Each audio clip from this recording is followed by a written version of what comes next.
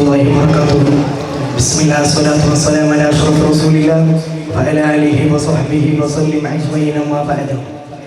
28 രാഷ്ട്രങ്ങളുടെയും രാജ്യങ്ങളുടെയും ആക്രമണത്തിൽ നിന്ന് സ്വതന്ത്രരായി ഇന്ന് ഞങ്ങൾ 78ാമത്തെ സ്വാതന്ത്ര്യ ആചരണമാണ് ഇവിടെ നിന്ന് നടത്തുന്നത്.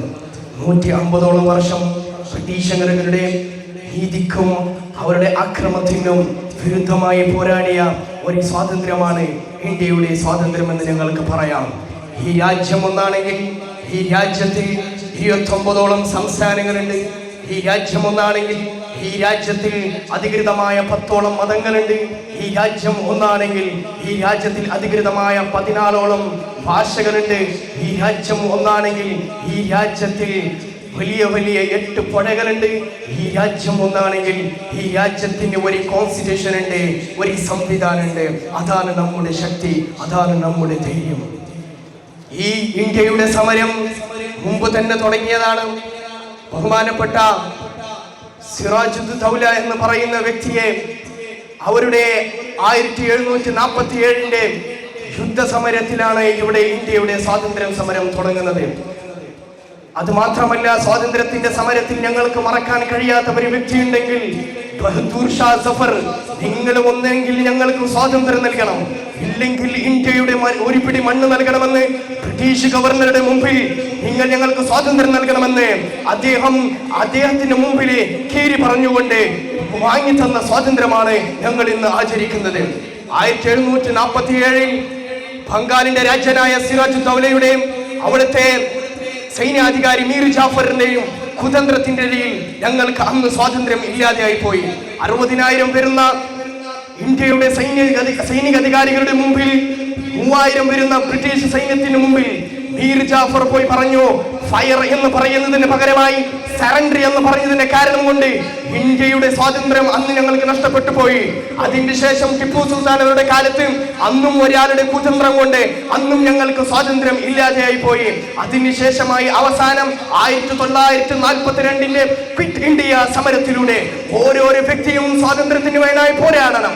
അദ്ദേഹത്തിന് മതം നോക്കാൻ പാടില്ല.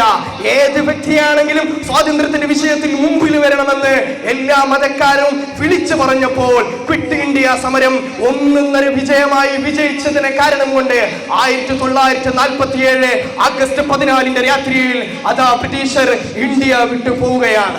ഇതിനെ ഉദ്ദേശിച്ച് ആദ്യ പ്രധാനമന്ത്രി പണ്ഡിറ്റ് ജവഹർലാൽ നെഹ്റു പറയുന്നു, at the stroke of ignite, ഈ സൗന്ദര്യമേറിയ രാത്രിയിൽ in the world sleep, ലോകം ഉറങ്ങിക്കൊണ്ടിരിക്കുമ്പോൾ India will awake life and freedom. India എന്ന രാജ്യം സുന്ദരമായ സ്വാതന്ത്ര്യത്തിലേക്ക് കടന്നുകൊണ്ടിരിക്കുകയാണ്. ഈ ഇന്ത്യയിൽ മുസ്ലിമീങ്ങളുണ്ട്, അല്ലാത്തവരുമുണ്ട്. എല്ലാവർക്കും ഒരുപോലെ തന്നെ നിങ്ങൾ അദബുകൾ പാലിക്കണം, മര്യാദകൾ പാലിക്കണമെന്ന് ഇസ്ലാം പഠിപ്പിച്ചിട്ടുണ്ട്.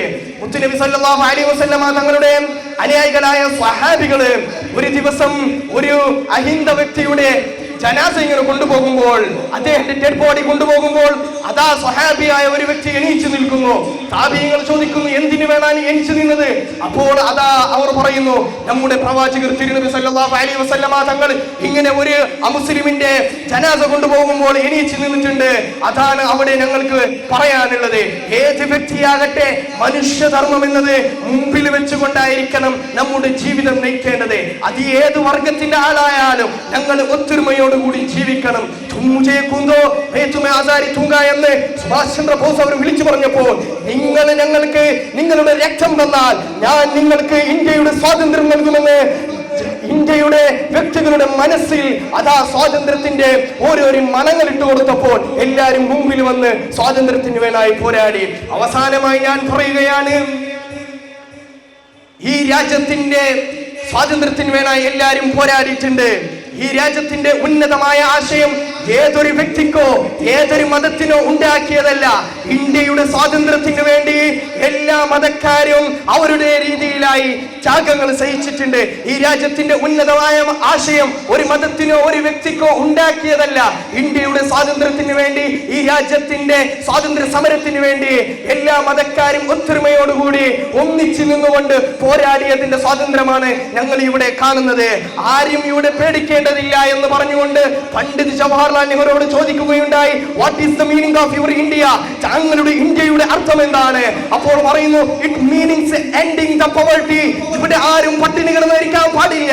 എല്ലാ മതക്കാരും സൗഹാർദ്ദത്തിലൂടെ, സന്തോഷത്തിലൂടെ, എല്ലാവരും ഒത്തൊരുമയോടുകൂടി ഒരേ ഉമ്മയുടെ മക്കളെ പോലെ നിങ്ങൾ ജീവിക്കണം. അതാണ് ഇന്ത്യയുടെ അർത്ഥമെന്ന് പണ്ഡിറ്റ് ജവഹർലാൽ നെഹ്റു പറഞ്ഞിട്ടുണ്ടെങ്കിൽ, ഈ ഇന്ത്യയിലേക്ക് ഒരു കോൺസ്റ്റിറ്റ്യൂഷൻ ഉണ്ട്, ഒരു സംവിധാനം ഉണ്ട്. അതിൽ പറയുന്നത് അത് മാത്രമാണ്, V the people of India. സുന്ദരമായ വചനമാണ്. ഏത് മതങ്ങളുണ്ടെങ്കിലും ഏത് വ്യക്തികളുണ്ടെങ്കിലും ഇവിടെയുള്ളത് ഞങ്ങൾ ഇന്ത്യക്കാരാണ്, ഇന്ത്യയുടെ മക്കളാണ് എന്ന ഒരു വാക്യത്തിൽ മാത്രം ഞങ്ങൾ ജീവിക്കണം. കോൺസ്റ്റിറ്റ്യൂഷൻ രചിച്ചപ്പോൾ 2 വർഷം 11 മാസം 17 ദിവസം കൊണ്ട് എഴുതിയ കോൺസ്റ്റിറ്റ്യൂഷൻ ആണ് ഇന്ത്യയിലുള്ളത്. 6.9 മില്യൺ ചെലവുകൾ ചെയ്തുകൊണ്ടാണ് എഴുതിയത്. 255 വലിയ വലിയ വ്യക്തികൾ ഇരുത്തിക്കൊണ്ടാണ് കോൺസ്റ്റിറ്റ്യൂഷൻ എഴുതിയത്. അവസാനമായി ചോദിക്കുന്നു, എന്താണ് ഇതിന്റെ ഫ്രണ്ട് പേജിൽ എഴുതേണ്ടത്? അപ്പോൾ പറയുന്നു, in the name of the God എന്ന് എഴുതണം. ഇല്ല, ഇവിടെ മതമുള്ളവനുണ്ട്, മതമില്ലാത്തവനുണ്ട്, ഹിന്ദുവുണ്ട്, മുസൽമാനുണ്ട്, ക്രൈസ്തനുണ്ട്, ബൗദ്ധനുണ്ട്. അതുകൊണ്ട് എഴുതേണ്ടത് we the people of India, ഞങ്ങളൊക്കെയും ഇന്ത്യയുടെ മക്കളാണെന്നാണ് ഇവിടെ എഴുതേണ്ടതെന്ന് ആ കോൺസ്റ്റിറ്റ്യൂഷനിൽ നടന്ന ചരിത്രങ്ങൾ ഞങ്ങൾക്ക് പറയുന്നു. അവസാനമായി ഞാൻ പറയുന്നു, ഒരു വ്യക്തിയെ, ഒരു ചെറുതായ വ്യക്തിയെ അടിക്കുമ്പോൾ അദ്ദേഹം മനസ്സിൽ വിചാരിച്ച ഒരു കവിതയെ അദ്ദേഹം പുസ്തകത്തിൽ എഴുതിയത് ഞാൻ വായിച്ചു. അദ്ദേഹം പറയുന്നു, എന്നെ ഒരാൾ വന്ന് അടിച്ചു, ഞാൻ ചെറിയ വ്യക്തിയാണ്, എന്നെ അടിച്ച് ഭീഷണിപ്പെടുത്തിയപ്പോൾ ഞാൻ എന്റെ മനസ്സിൽ വിചാരിച്ചു, ലോകം കണ്ട വലിയ വ്യക്തിയായ മഹാത്മാഗാന്ധിജി വീണ്ടും തിരിച്ചു വരണം. ഇവിടെ സ്വതന്ത്രമില്ലാതെ ഒരു കൂട്ടം വിദ്യാർത്ഥികളുണ്ട്, ഒരു കൂട്ടം യുവാക്കളുണ്ട്, അവർക്കൊക്കെയും സ്വാതന്ത്ര്യം നൽകണം. നിങ്ങൾ ഇവിടെ ഞങ്ങൾക്ക് ഒത്തൊരുമയോടുകൂടി ജീവിക്കാൻ സാധിക്കുന്നില്ല. ഗാന്ധിജി അവർ തിരിച്ചു വരണം, 2ാം സ്വാതന്ത്ര്യ സമരം വീണ്ടും ഇവിടെ നടക്കണമെന്ന് ആ വ്യക്തി എഴുതിയത് ഞങ്ങൾക്ക് ഇന്നും വായിക്കാൻ സാധിക്കും. ആരെല്ലാം ഇവിടെ സർവാധികാരം ഉണ്ടാക്കിയിട്ടുണ്ടോ, ഹിറ്റ്ലറിനെ പോലും ഈ ലോകം ഇല്ലാതെയാക്കിയിട്ടുണ്ട്. ഏത് സർവാധികാരത്തിന് മുമ്പിലും ഞങ്ങൾക്ക് തല ഉയർത്തി നിൽക്കാൻ കഴിയണം. ഏത് സർവാധികാരത്തിന് ഇവിടെ വിലയില്ല. അവസാനം എല്ലാവരും ഇവിടെ നിന്ന് മരിച്ചു പോകാനുള്ളവരാണെന്ന് ഒരു പുസ്തകത്തിൽ ഞാൻ എഴുതിയത് എനിക്കിപ്പോൾ ഓർമ്മ വരുന്നുണ്ട്.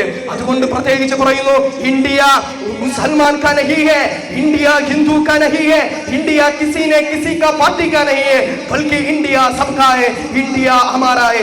ഇന്ത്യ ഞങ്ങളുടെ രക്തമാണ്, ഇന്ത്യ ഞങ്ങളുടെ ചോരയാണ്, അത് നമ്മുടെ ജീവനാണ് എന്ന് ഞാൻ പറഞ്ഞുകൊണ്ട് എല്ലാവർക്കും 78ാമത്തെ സ്വാതന്ത്ര്യോത്സവത്തിന്റെ ശുഭഹാരങ്ങൾ അറിയിച്ചുകൊണ്ട് എന്റെ വാക്കുകൾ നിർത്തുന്നു.